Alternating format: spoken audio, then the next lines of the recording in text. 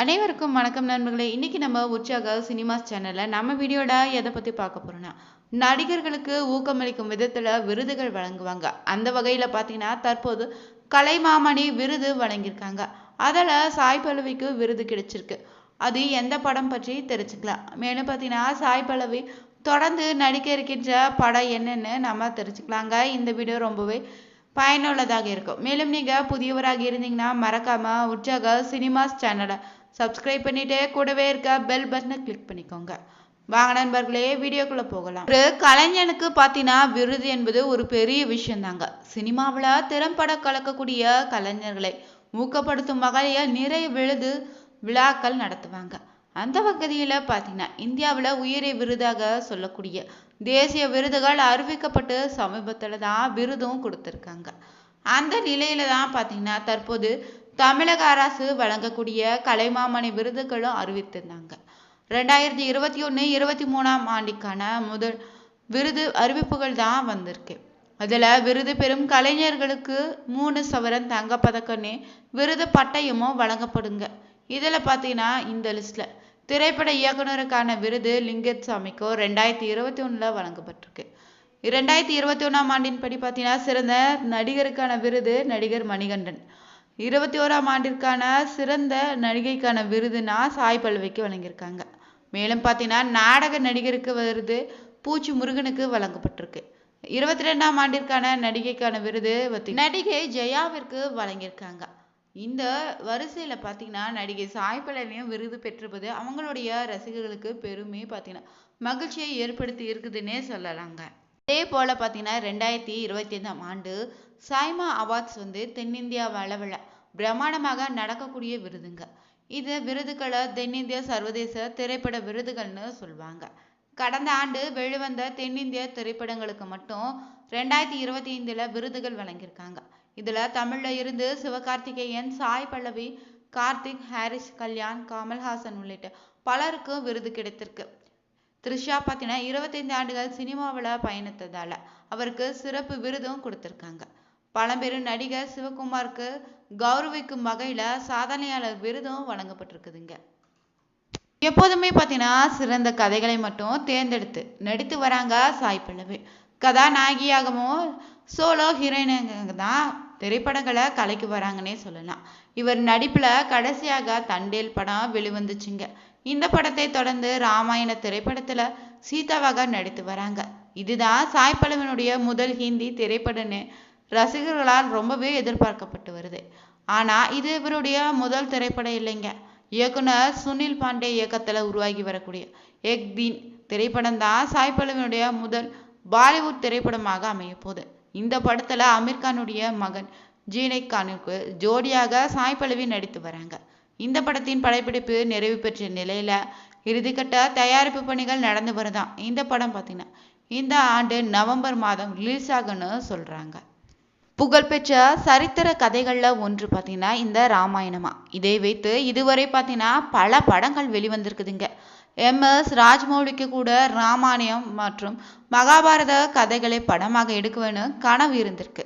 பிரபாஸ் நடிப்பில் கடந்த 2023 வெளிவந்த ஆதி புருஷன் திரைப்படம் எப்படிப்பட்ட வரவேற்பை பெற்றதுன்னு நம்ம எல்லாருக்கும் தெரிஞ்சதுதான். இதை தொடர்ந்து தற்போது மீண்டுமே பார்த்தீங்கன்னா ராமாயண கதையை மையமாக வைத்து பிரம்மாண்டமாக உருவாகி வரக்கூடிய திரைப்படம் தான் ராமாயணா. இந்த படத்தை இயக்குனர் நிதிஷ் டிரைவரி இயக்கி வராரு. ரன்பீர் கபூர் ராமராக நடிக்கிறாரு. இதில் சீதாவாக சாய் பல்லவி நடிக்க, ராவணாக யாஷிக் நடிக்கிறாங்க. உலக புகழ்பெற்ற இசையமைப்பாளரான AR ரகுமானும் ஹான்ஸ் ஜிம்மரும் இருவருமே இந்த படத்திற்கு இசையமைக்கிறாங்க. 1600 கோடி பட்ஜெட்ல இந்த படம் பார்த்தீங்கன்னா தற்போது உருவாகி வருவதாக சொல்றாங்க. கடந்த வாரம் இந்த படத்தினுடைய ஃபர்ஸ்ட் லுக் வீடியோ வெளிவந்துச்சு. அந்த வீடியோ அமைக்கப்பட்டிருந்த விதம் அனைவருமே கவர்ந்துச்சுன்னே சொல்லலாம்.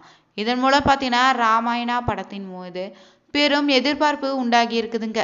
இந்த படத்துல முதல் பாகம் பார்த்தீங்கன்னா 2026 ஆண்டு தீபாவளிக்கு வெளியாகுன்னு, 2ஆம் பாகம் 2027 ஆண்டு தீபாவளிக்கு வெளியாகுன்னு அதிகாரப்பூர்வமாகவும் அறிவித்திருக்காங்க. இந்த நிலையில பார்த்தீங்கன்னா ராமசீதா கதாபாத்திரத்தில் நடித்து வரக்கூடிய ரன்பீர் கபூருக்கும் சாய் பல்லவி இந்த படத்திற்காக வாங்கிய சம்பளம் குறித்து வெளியாயிருக்கு. அது என்னன்னு பார்த்தீங்கன்னா இந்த படத்துல ராமராக நடிக்க நடிகர் ரன்பீர் கபூருக்கு 150 கோடி சம்பளம் வாங்கியுள்ளதாகவும், சீதாவாக நடித்த சாய் பல்லவி பார்த்தீங்கன்னா 12 கோடி சம்பளம் பெற்றதாகவும் தகவல் வெளியாயிருக்குதுங்க. ஆனா பார்த்தீங்கன்னா இது எந்தவித அதிகாரப்பூர்வமான தகவல் இல்லைன்னு பாலிவுட் வட்டாரத்துல பேசப்பட்டு வருவது மட்டுமே சொல்லலாம். சினிமாவை பொறுத்தவரை பார்த்தீங்கன்னா தற்போது நடிகர்களுக்கு இணையாக பார்த்தீங்கன்னா நடிகைகளும் கோடி கணக்குல சம்பளம் வாங்கிட்டு தான் வராங்க. அந்த வகையில அதிக சம்பளம் வாங்கக்கூடிய தென்னிந்திய நடிகைகள் யார் யாருன்னு தொடர்ந்து இந்த பதிவுல நம்ம தெரிஞ்சுக்க போறோம். பிரேமா படத்தின் மூலம் ஹீரோயினாக மக்கள் மனிதல இடம் பிடித்தவங்க தான் சாய் பல்லவிங்க. அதன் பின்னாடி பார்த்தீங்கன்னா இவர் நடிப்புல சமீபத்துல வெளியான அமரன் திரைப்படமும் ரசிகர் மத்தியில நல்ல வரவேற்பையே பெற்றிருக்குது. இந்த படத்திற்கு 18 முதல் 20 கோடி வரை வாங்கி தென்னிந்தியாவில் அதிக சம்பளம் வாங்கக்கூடிய நம்பர் 1 நடிகையாக ஜொலித்து வராங்க. தமிழ் சினிமாவில் பார்த்தீங்கன்னா முன்னணி நடிகைன்னு வலம் வரக்கூடிய நயன்தாரா தற்போது பார்த்தீங்கன்னா சுந்தர் இயக்கத்தில் 100 கோடி பட்ஜெட்டில் உருவாகும் மூக்குத்தி அம்மனுக்கு 2ஆம் பாகத்தில் பல படங்களை கைவசம் வைத்திருக்காங்க. தற்போதைய ஒரு படத்திற்கு மட்டும் 8 கோடி முதல் 18 கோடி வரை வாங்கி வராங்களாம்.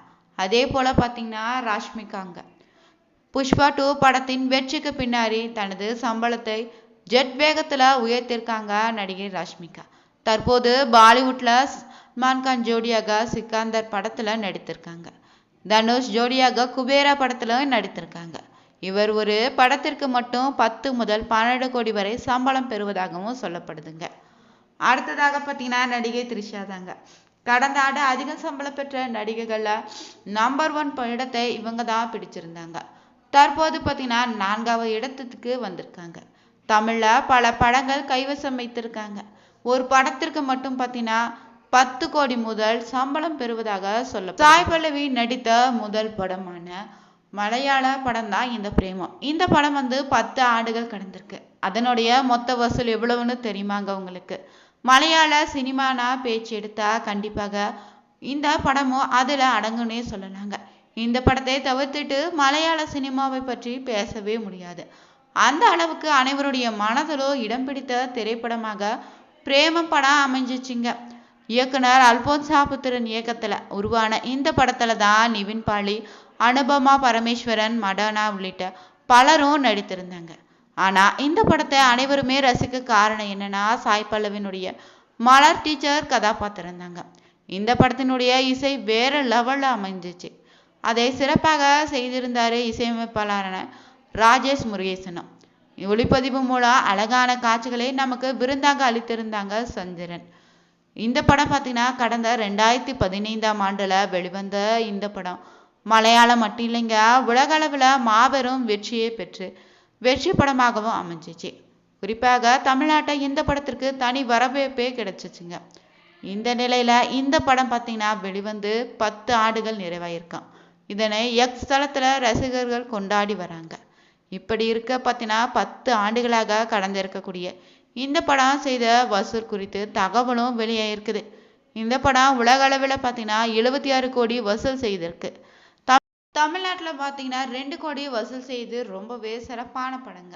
இந்த படத்தினுடைய ரசிகர்கள் இன்னுமே இருப்பீங்க. அதனால மறக்காம ஒரு லைக் பண்ணிக்கோங்க இந்த வீடியோவை. இந்த படம் பார்த்தீங்கன்னா ஆல் டைம் கலெக்ஷனே சொல்லலாங்க.